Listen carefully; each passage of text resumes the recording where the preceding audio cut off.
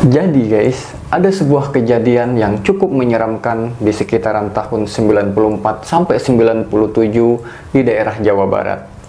Karena tiba-tiba saja kasus kematian bayi itu meningkat secara drastis dan secara tidak wajar di salah satu rumah sakit yang ada di daerah tersebut.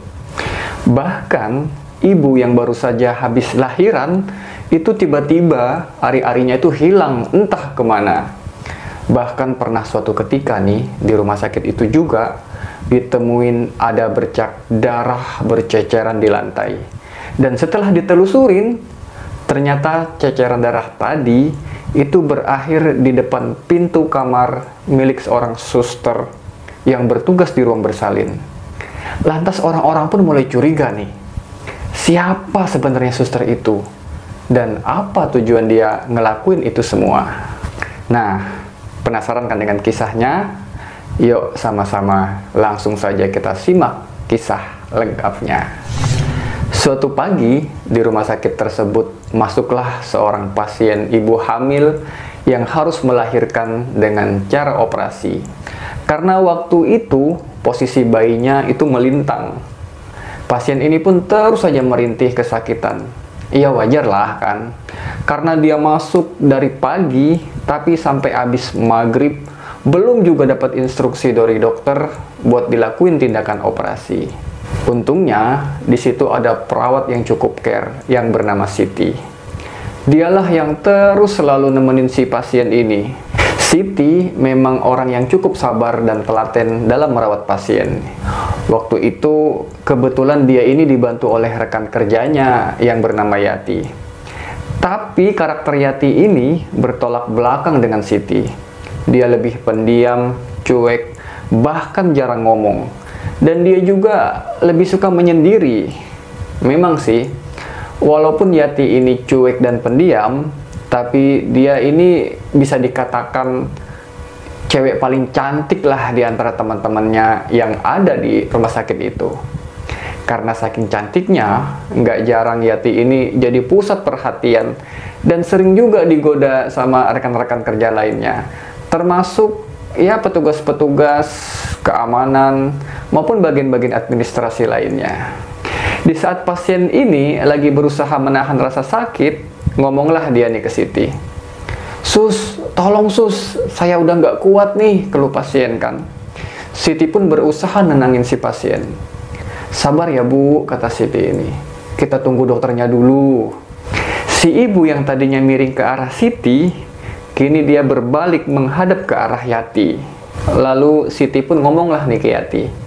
Yat, kamu jagain ibu ini dulu ya. Aku mau konsul dulu nih ke dokter jaga. Yati pun hanya menjawab dengan anggukan aja. Si pasien terus lagi-lagi mengeluh kesakitan. Sus, tolong sus, saya udah nggak kuat. Pasien itu pun mengeluh ke Yati yang ada persis di depan dia. Di situ Yati cuma diem aja sambil ngeliatin ke arah perut si ibu itu. Tanpa dia ngomong sepatah kata pun. Sus, tolong dong, masa diem aja sih? Protes si pasien ini kan, yang mulai tampak kesal sama respon si Yati. Karena Yati ini ya cuma diem terus sambil ngeliatin ke perutnya si ibu, gitu aja terus. Waktu si pasien ini lagi sakit-sakitnya, bukannya Yati ini nenangin, malah dia nyanyi. Lu tahu nyanyi apa dia? Dia nyanyi lagu Cicak-Cicak di Dinding, yang lagu anak-anak itu. Cicak-cicak di dinding. Cuman di lirik terakhirnya datang seekor nyamuk diganti sama dia. Lahir seorang bayi. Lalu selanjutnya dia cuma bersenandung nih. Itu aja terus diulang-ulang. Si pasien pun makin tampak kesel aja nih ngelihat kelakuan si Yati kan. Dan tiba-tiba saja muncul banyak cicak dari berbagai sisi yang ada di ruangan itu. Dan cicak-cicak tadi ngumpul tepat di atas perutnya si ibu hamil ini. Ngelihat banyaknya cicak yang berdatangan, si pasien pun ngomong ke Yati sambil gemeteran. Sus, tolong, itu banyak cicak itu. Yati pun langsung berhenti menyanyi di situ. Tapi nih, pas Yati berhenti bernyanyi, tiba-tiba saja cicak yang tadi ngumpul di atas perutnya si ibu itu serentak jatuh semua tepat di atas perut si ibu yang mau lahiran tadi. Sontak si ibu itu pun teriak kaget dan tanpa sadar langsung mukul-mukulin perutnya nih buat ngusir si cicak tadi. Dan gerakan tubuhnya pun jadi nggak terkontrol di situ. Yati cuma ngeliatin aja terus sambil dia ketawa. Lalu si pasien pun teriak kenceng minta tolong, tolong, tolong. Dan teriakan si ibu itu, si pasien tadi, terdengarlah sampai keluar ruangan. Lalu datanglah Siti nih, ngelihat ada apaan ini pikirnya kan. Kok tiba-tiba si pasien ini teriak minta tolong. Sus, tolong sus, itu banyak cicak. Tapi pas Yati nyampe ke ruangan si ibu tadi, semua cicak-cicak itu hilang seketika. Dan tiba-tiba saja si pasien ngerasain nyeri yang hebat di perutnya. Nyeri yang bener-bener gak ketahan.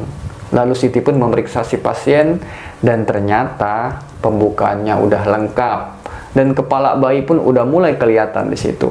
Sontak Siti pun manggil rekan-rekan kerjanya yang lain buat ngebantu pasien tadi lahiran. Karena di luar dugaan, ternyata si pasien dapat melahirkan dengan normal. Yati berdiri agak jauh nih dari si pasien. Dan ketika rekan-rekan kerjanya yang lain udah pada dateng nih ngebantu, Yati justru keluar dari ruangan itu. Dan memang itu udah biasa dia lakuin. Karena Yati ini, dia biasanya tuh ngebantu pasien di fase-fase pralahiran. Tapi begitu udah masuk proses melahirkan, dia malah keluar dan ngebantu rekannya yang lain yang ada di luar ruangan. Nah, proses persalinan pun berjalan dengan lancar. Seorang bayi laki-laki pun terlahir dengan normal dan selamat. Lalu Ari-Ari pun dipisahin dan Siti langsung ngebawa si bayi tadi ke ruang khusus bayi untuk dibersihin. Sementara perawat-perawat yang lain nerusin penanganan pasien. Nah, bayi yang tadinya nangis kenceng nih, tiba-tiba berhenti. Dan Siti mencium aroma melati yang sangat menyengat. Awalnya nih, dia abain aja tuh aroma melati tadi. Tapi kok lama-kelamaan, aroma melati tadi berubah jadi bau kemenyan yang juga menyengat. Di situ Siti langsung merinding dan dalam hati dia mulai berdoa. Bayi itu pun kembali lagi nangis. Dan tiba-tiba terdengar suara perempuan bergumam melantunkan lagu cicak-cicak di dinding tadi. Lalu bayi itu pun langsung berhenti lagi menangis nih. Suara lantunan itu terdengar berasal dari langit-langit ruangan. Makin lama, makin kencang kedengar. Dan semakin dekat ke arah Siti. Siti ini ngerasa kayak ada sesuatu yang merayap di atas kepalanya Siti. Lalu Siti pun mempererat pegangan tangannya untuk melindungi si bayi. Tiba-tiba saja ada cairan kental berbau amis menetes dari atas langit-langit tepat di kepala Siti. Lalu Siti pun memberanikan diri nih untuk noleh ke atas nih. Seketika itu juga kakinya Siti langsung lemes dan dia terkejut gitu ngeliat ada sosok wanita berambut panjang menjuntai. Bola matanya nih putih semua. Wajahnya tua, hitam, bertaring dan dari mulutnya tampak sobek sambil ngeluarin cairan hitam berbau anyir. Dan cairan itu menetes deras ke wajahnya Siti. Dan sosok wanita itu pun tengah merayap tepat di atas Siti. Siti pun terus berusaha memegangi bayi ini dengan erat biar nggak jatuh. Tapi tiba-tiba sosok itu menjulurkan tangannya dengan kuku-kukunya yang tajam hitam ke arah Siti. Dan tiba-tiba bayi yang ada dalam gendongan Siti tadi nangis sekencang-kencangnya. Lalu sosok itu pun langsung pindah menatap ke arah bayi dan hendak merebut sang bayi tadi dari tangan Siti. Langsung Siti pun refleks menundukkan badannya buat ngelindungin si bayi yang ada dalam gendongan dia. Sosok wanita yang mengerikan itu langsung menggeram memekik dengan keras sambil terus ngeluarin cairan hitam berbau anyir dari mulutnya yang membanjiri punggung Siti. Dan secepat kilat, makhluk itu pun menyergap tubuh Siti. Sontak Siti pun berteriak sekencang-kencangnya. Lalu teman-teman yang lain langsung datang nyamperin Siti. "Kamu kenapa teh?" panggil Ayu, salah satu rekan kerjanya Siti. Di situ Siti masih ngebungkuk ketakutan dan gak berani noleh. "Oh alah, ini toh cuma cicak jatuh ke punggung," kata Ayu santai ini, sambil mengusir cicak yang ada di punggung Siti. Siti masih nggak percaya di situ dengan apa yang baru saja terjadi. "Kamu kenapa tadi teh? Takut cicak?"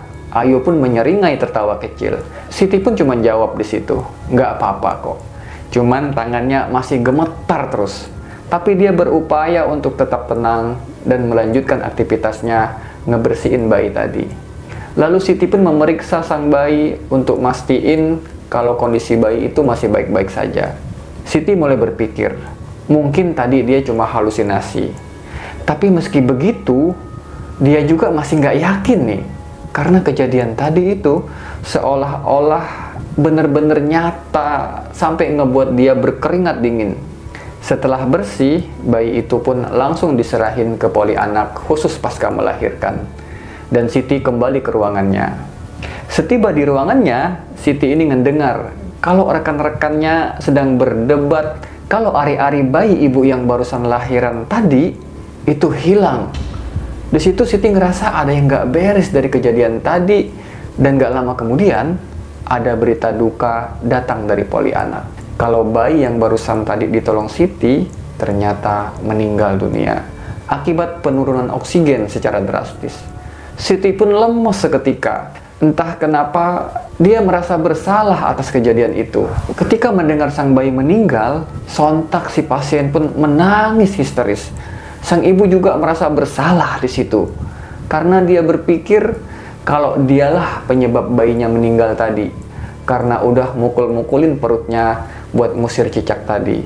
Dan akibat gerakan-gerakan dia yang gak terkontrol itu, mulai saat itu angka kematian bayi di rumah sakit tersebut mendadak menjadi tinggi.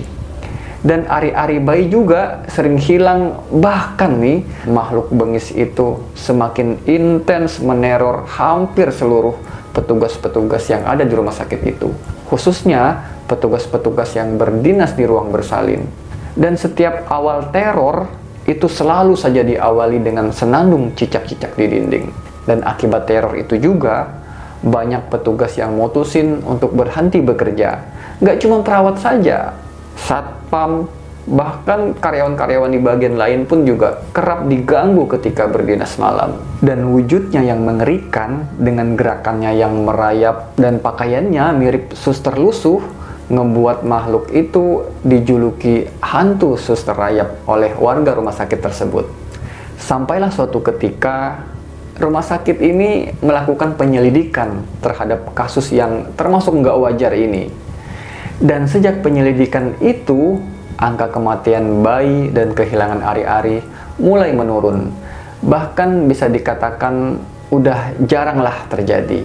Tapi guys, akibat dari turunnya angka kematian bayi di rumah sakit itu, ada peningkatan kematian bayi dan kehilangan ari-ari di sebuah desa. "Ayo bu, tarik napas terus bu, tekan bu." Nah, di saat lagi ngebimbing si ibu buat lahiran, tiba-tiba terdengar suara ketukan pintu.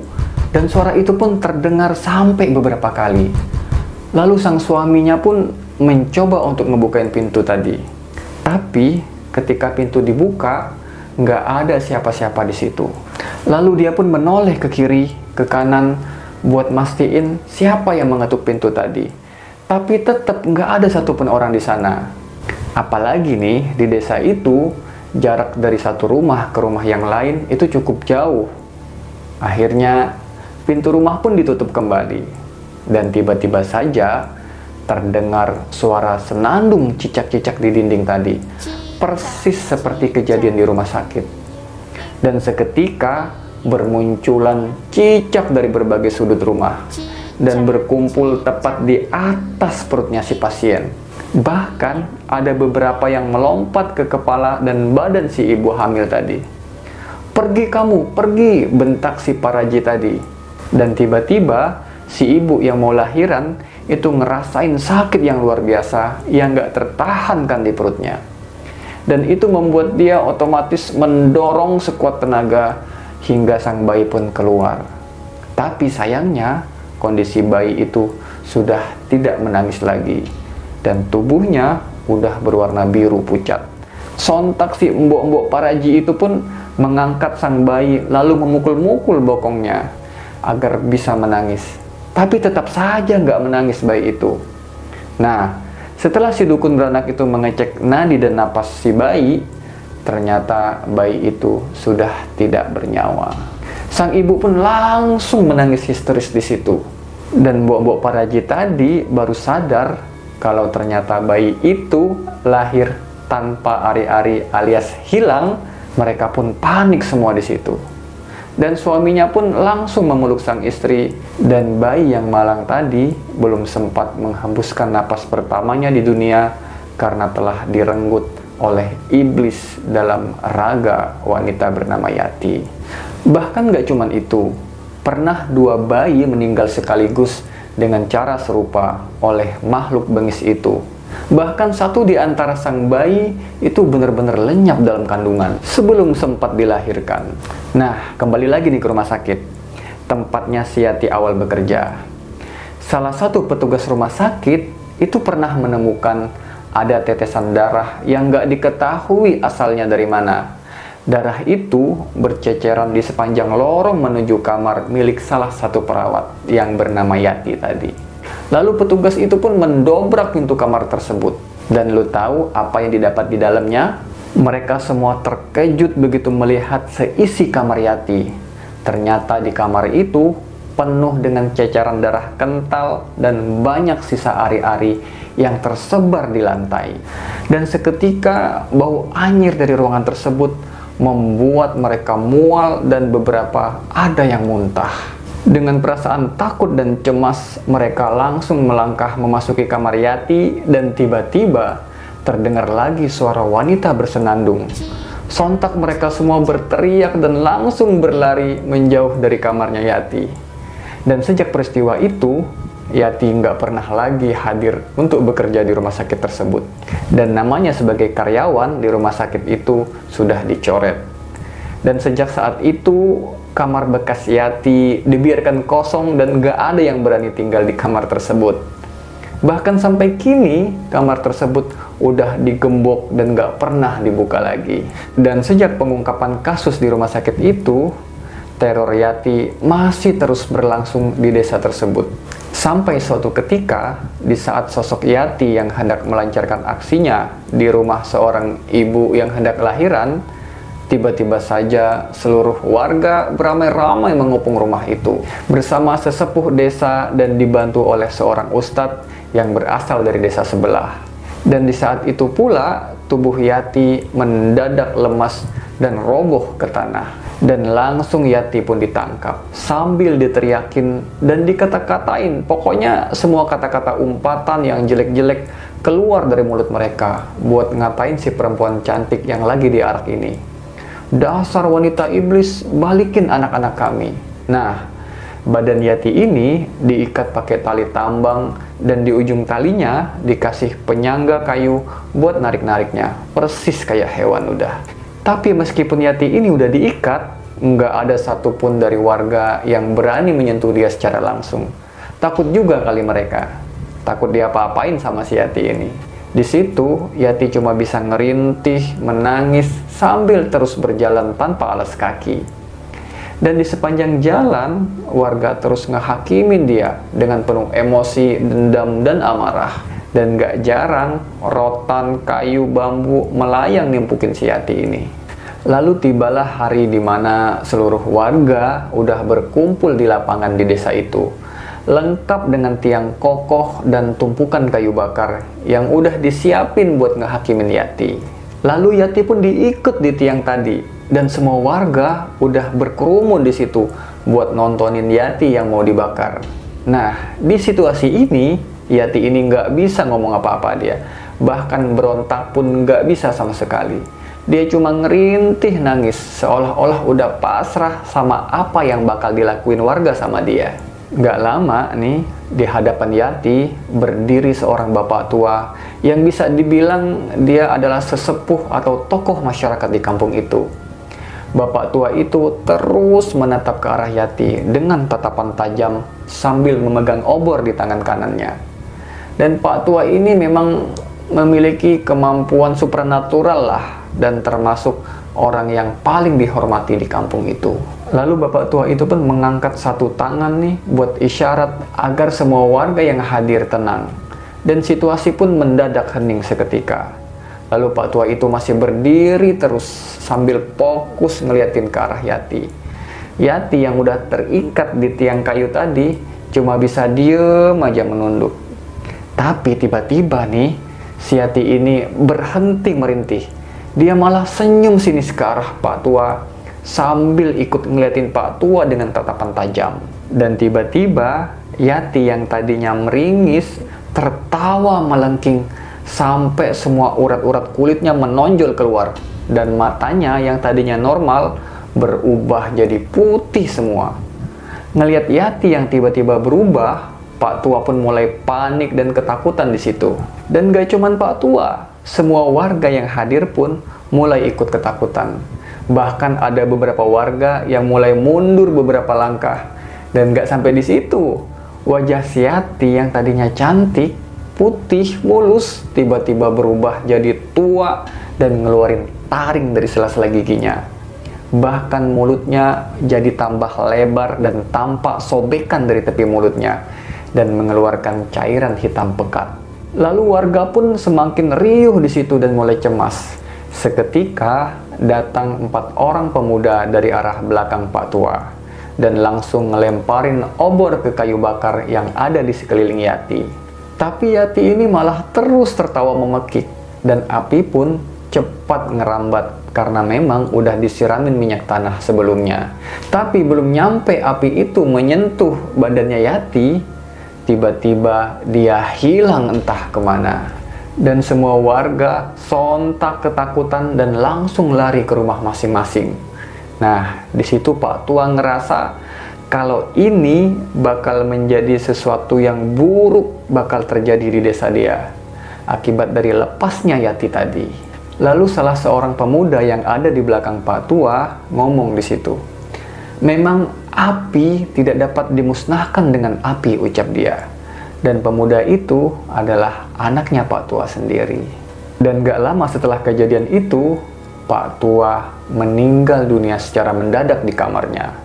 Dan sampai kini pun dikabarkan sosok Yati ini masih suka bergentayangan dan sesekali masih suka meneror warga. Bahkan masih memakan ari-ari walaupun tidak seintens dulu. Dan diketahui juga kalau ternyata latar belakang Yati ini adalah korban dari perjanjian hitam yang dilakuin oleh turunannya terdahulu.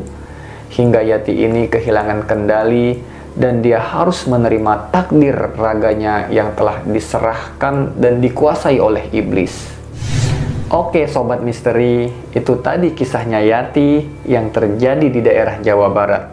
Mudah-mudahan kita bisa mengambil pelajaran dan pengalaman dari kisah tadi. Terima kasih buat kalian yang sudah menyimak. Semoga kalian terhibur. Saya Endi Setia undur diri. Assalamualaikum warahmatullahi wabarakatuh.